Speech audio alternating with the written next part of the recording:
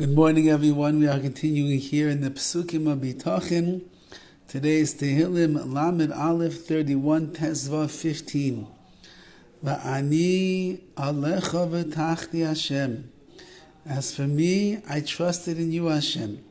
Amarti, I said, Elokai ata, you are my God. I trusted in you, and you are my God. That is what I say, and that is what I proclaim. There's a very beautiful idea over here in the Ibn Ezra and the Sforno that says like this. That Dovid HaMelech, he knows he's taunted by his enemies. He knows that they say HaKadosh Baruch Hu has forsaken Dovid. He's on his own. He's running for his life. He's being hunted by the enemies, even as we pointed out that his own son in his own house is trying to get him. And everybody says HaKadosh Baruch Hu forgot about Dovid HaMelech. If he's the king, if he's so beloved, if he is the treasure of Klal Yisrael, and HaKadosh Baruch Hu's most beloved son, so then why does he have such a hard and difficult life? Does that make any sense?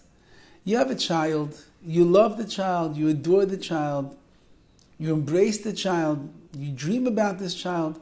Would a parent go and make the life of that child miserable?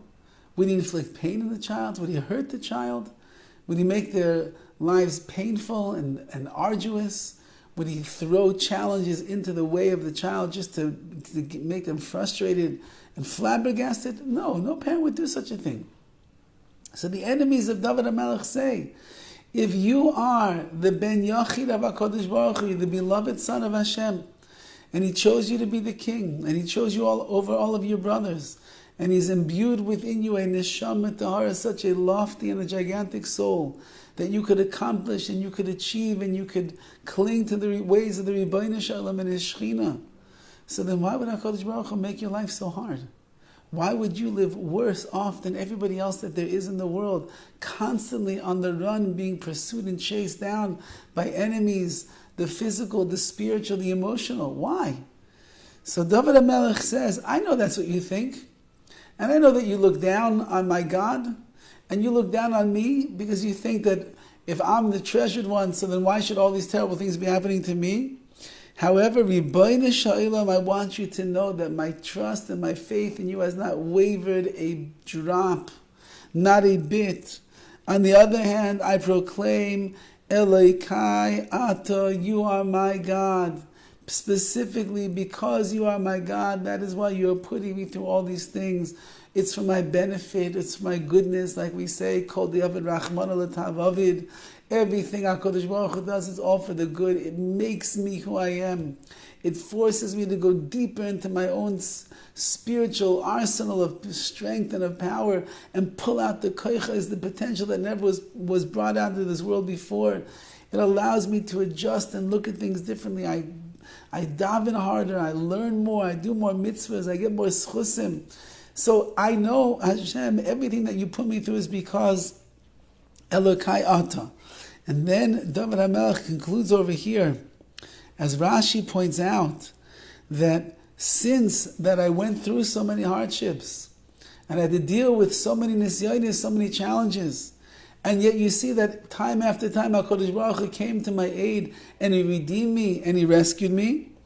That itself should stand as a inspiration to other people.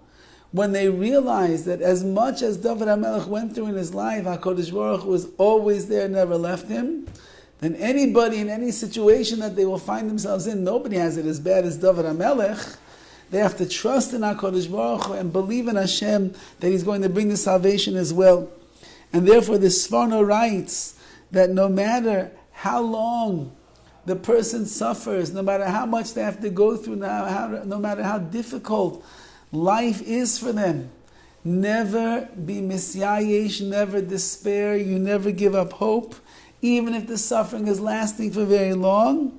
Because just as Dovid HaMelech continued to suffer time and time again, when he got past one challenge, another one came its way. He jumped over one hurdle, there was a brick wall that he had to pass. When he went through one difficulty and nisayan and even sorrows, the pain and the suffering, and he got over it, something else came, but he kept going.